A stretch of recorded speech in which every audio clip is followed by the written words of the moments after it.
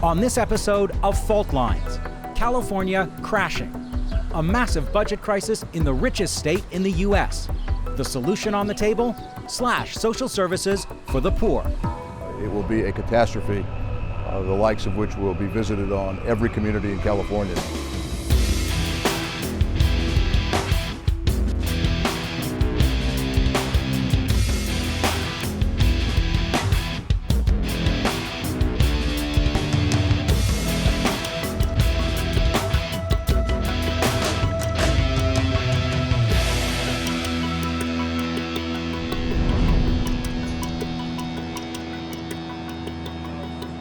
California is in crisis.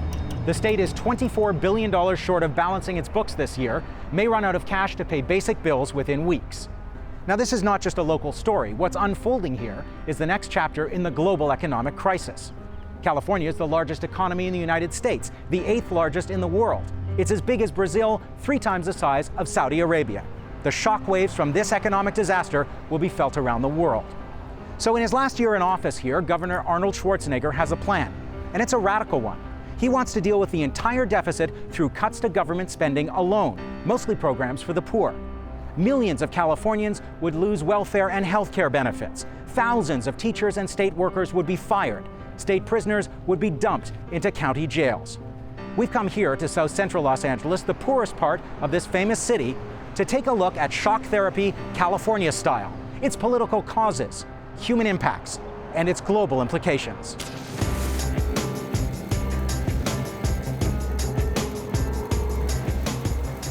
As the biggest state of the United States and its economic engine, California is used to leading the way. Today, with its looming cuts to social programs, it could be a preview of how governments around the world will deal with the enormous debts and deficits building up in this global economic crisis. In the long term, it's hard to imagine California's economy sinking. Silicon Valley is right where it's always been, as is Hollywood, the country's 3rd largest oil industry, 2nd largest defense complex, and #1 agricultural sector. Then again, when things go wrong in California, they go spectacularly wrong. Today, facing an epic budget deficit, California's Hollywood governor is responding with drama. Our wallet is empty, our bank is closed, and our credit is dried up. Translation: $5 billion to be cut from schools and universities, dismantling of 2 major government programs providing health care and welfare to working poor families, San Quentin Prison to be sold for real estate development, 40,000 state prisoners transferred to either federal or local jails. No one has ever attempted to balance this magnitude of a budget crisis, a budget deficit, through cuts alone. There is no more money. It's not there anymore. And we already have the highest income tax in America. The scope of the cuts are truly sending us back into the dark ages. That would basically eliminate the safety net, which has taken 25 to 30 years to put into place. Before the governor's radical proposal even surfaced, California had already cut $15 billion in program spending this year alone. There's no question that Californians, particularly in the state's poorest areas, are already struggling. Christian Lopez is graduating this year from Santee High School in South Central Los Angeles. He lives with his little sister and his mother, who works a sewing machine in LA's notorious garment district. In the long run, an education it's an investment in your future because you can do more things. You can get paid more, right? That's how my mom sees it. So she sees me as an investment in the future. So that when she becomes old, she doesn't have Social Security, so she's not gonna get fed by the government. It's gonna be me. Christian is a good student, a good son, and an enthusiastic member of the wrestling team. He's going off to community college next year. Eventually, he hopes to become a doctor or an architect. Our next award is our Iron Man Award. This award goes to a guy that you could beat him down, but he never stops.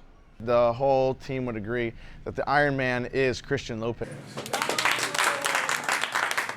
Santee's wrestling program is already subsidized by the teacher coaches, who pay expenses out of their own pockets. But next year, there might not even be a wrestling program at the school. Thanks to state cuts, almost 1/3 of the school's teachers have been fired.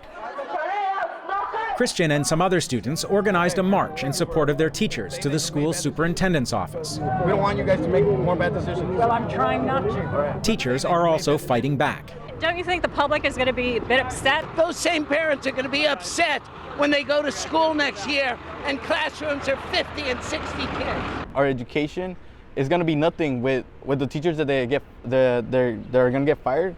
It's going to give us a crappy ass education. It's just not going to work for us. So why go to school if it's going to be babysitting? Because that's basically what they're turning it into.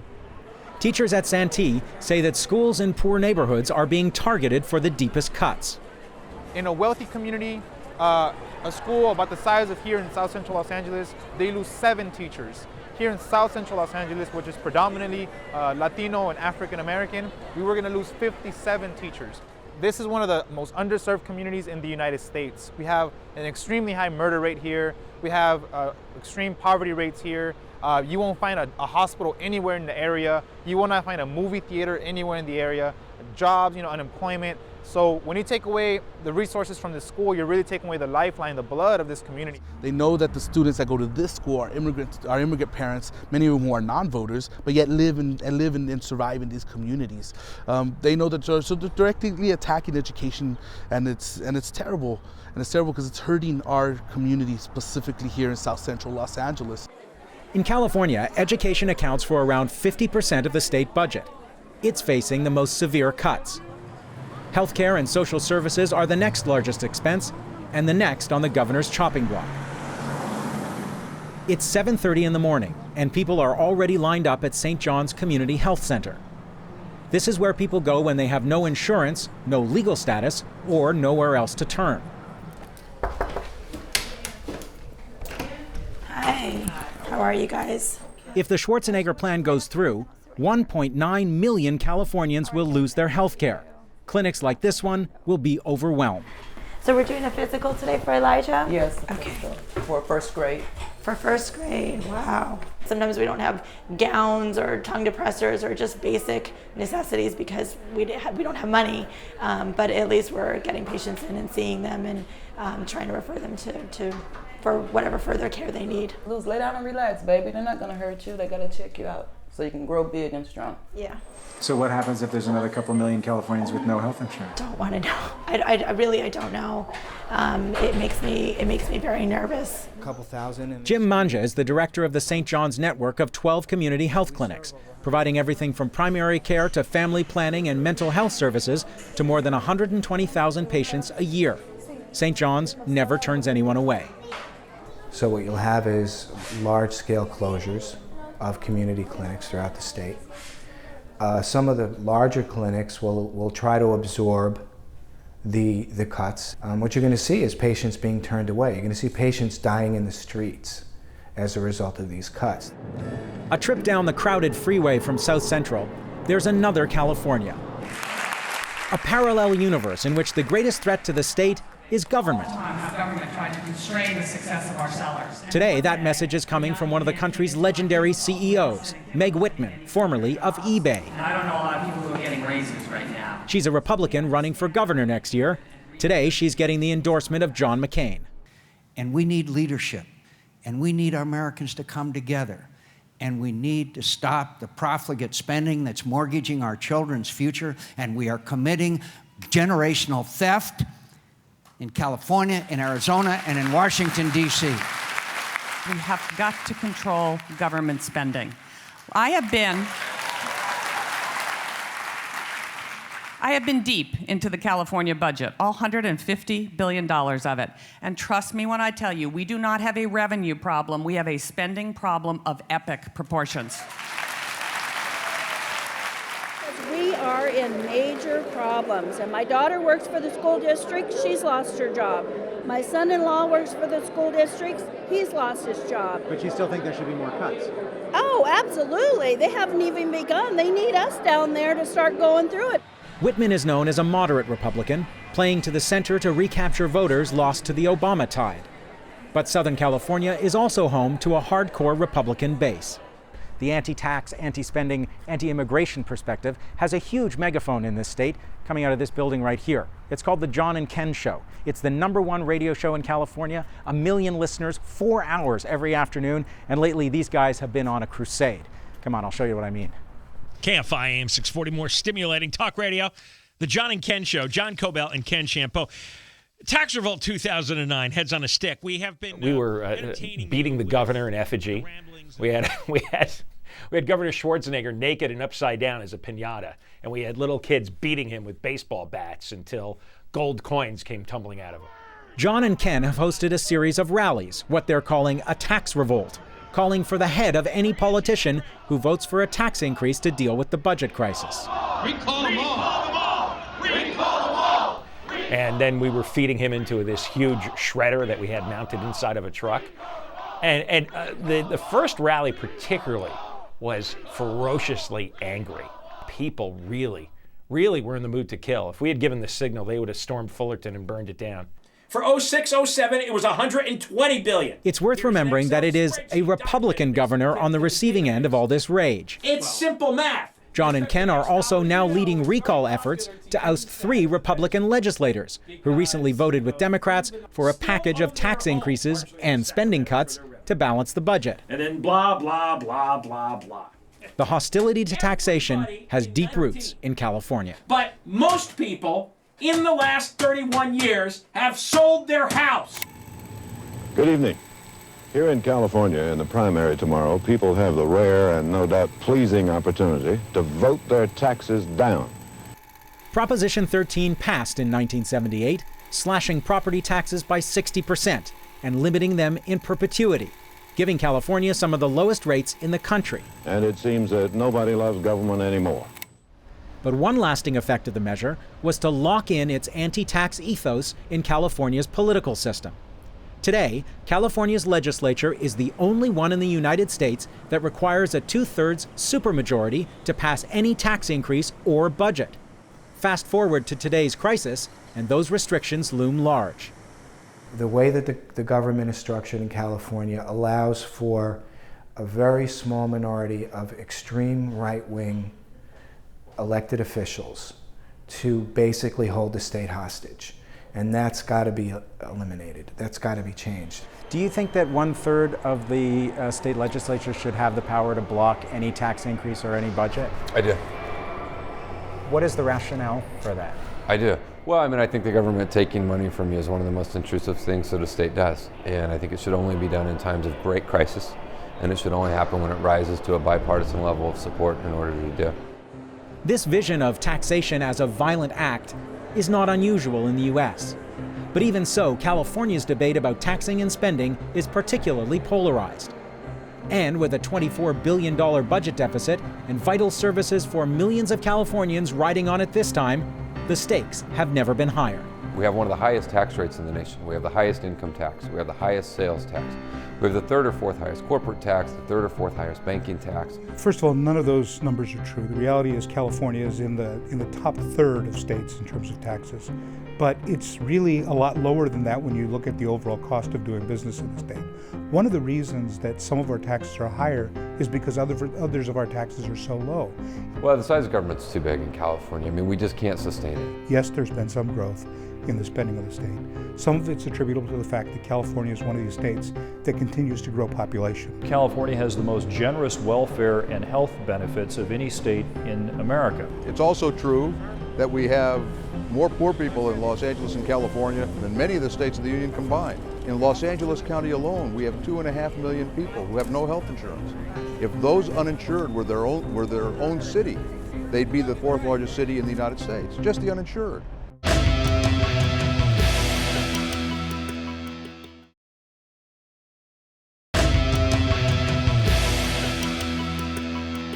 Hi, I'm Arnold Schwarzenegger, and I would like a moment of your time because I wanted you to know something. In 1990, this 10-part series aired on U.S. television. Devoted to the ideas of free market guru Milton Friedman, the producers found an eager host in Arnold Schwarzenegger, then at the peak of his box office power. I truly believe that the series has changed my life, that the more the government interfered and intervened and inserted itself into the free market, the worse the country did. That kind of free market fundamentalism is mostly out of fashion these days, as governments around the world respond to economic crisis with intervention. In California, Governor Schwarzenegger is dealing with a $24 billion deficit by withdrawing, proposing massive cuts to government services for the most vulnerable. His critics see a pattern. He came to power in 2003 with a huge tax cut. He eliminated $7 billion of revenue a year in the budget. We're at $21 billion in debt. 3 years ago, he eliminated the car tax. Anybody can do the math. They created this crisis.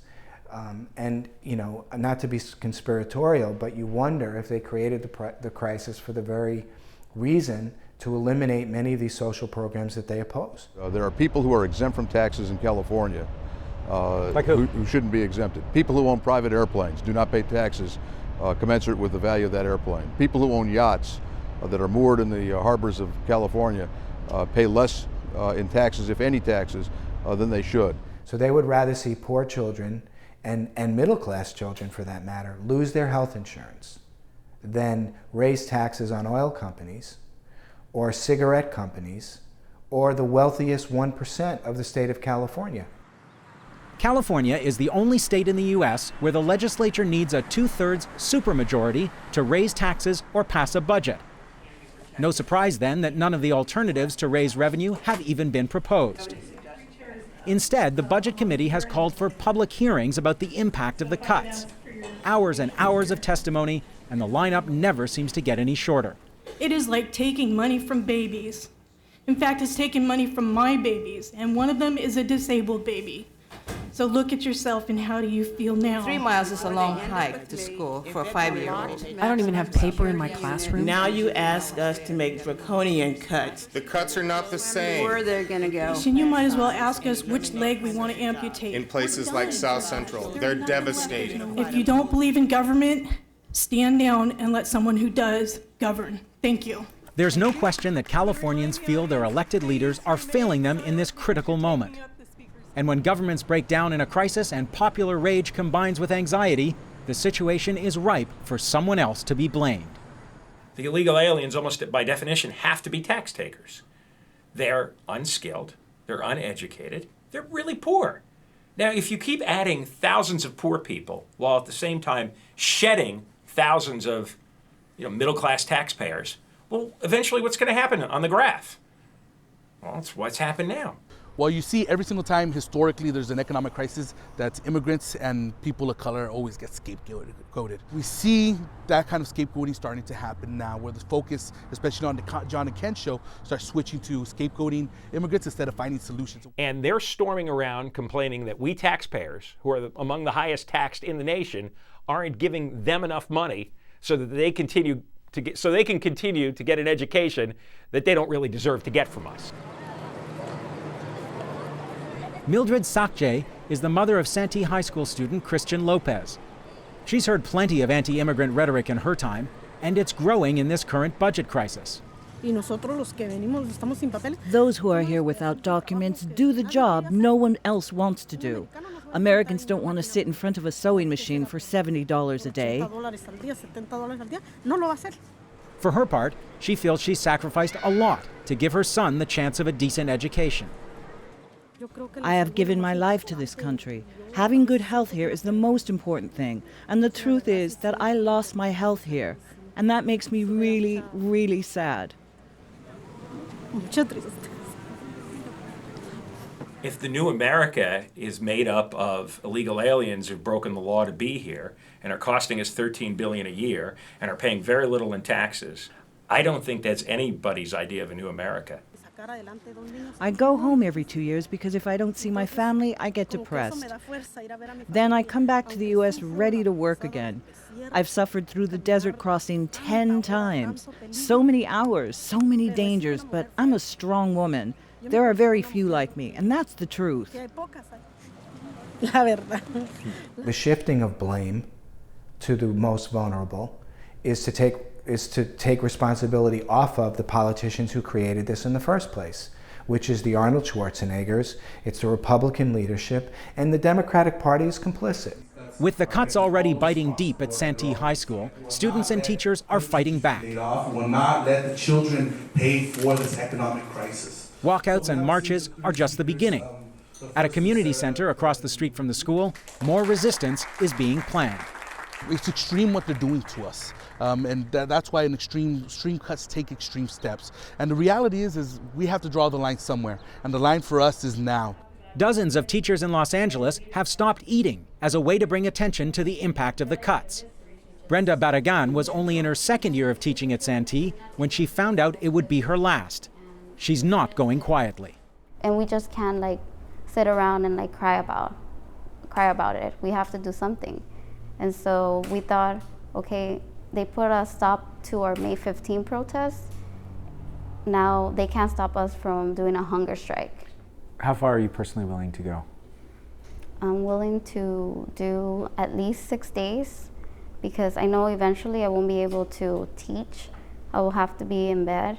And since I only have till June 30th, I want to see my students, at least those few days that I have with them. So. Are you going to miss them? Yes, yeah. But I don't want to talk about it because then I'll start crying. Oh no. As the human impact of California's cuts become clear, many here are hoping that Washington will ride to the rescue with a bailout, as it did for Wall Street. So California did not create this economic meltdown. It was the people who did the funny money tricks back east with Washington, Wall Street conniving that put California into this bind. But so far, the White House has refused to commit, and the president has avoided being drawn into the crisis. At the same time, states have to balance their budgets. And so they've got to make some very difficult choices. How dare they say that we should somehow go belly up or something because they can't fund us for $24 billion? They should just underwrite us. If you can underwrite AIG, you can underwrite Citigroup and guarantee $300 billion of their toxic assets. Why wouldn't you go for $21 to $24 billion in California? It's nuts. It's no secret that California tends to the theatrical, the larger than life. Maybe that's why the state has so often led the way in politics, business, and culture. In this moment of economic crisis, California may once again be giving the world a glimpse of the future. This time, it's not pretty. The state's immediate problem is its terrible credit rating. It's having trouble borrowing money to meet its payroll. In this light, slashing $24 billion from social programs is not so much a solution as a performance, a show of fiscal discipline to convince Wall Street that California deserves loans. All over the world, governments have navigated this crisis by taking on mountains of private sector debt. While leaders now speak of recovery and stock markets bounce back, those debts are not going anywhere. And debts must be paid. The question that California poses to the world is, who is ultimately going to pay them? We have a choice here. So I hope we make the right choice, and that's what we're fighting for people to start making the right choices, and for the people here in California to organize themselves and to organize a fight back and to organize to say, you know what, we're people too. We have dignity too. We might not have as much money as you have, but there's a lot of us and a little bit of you.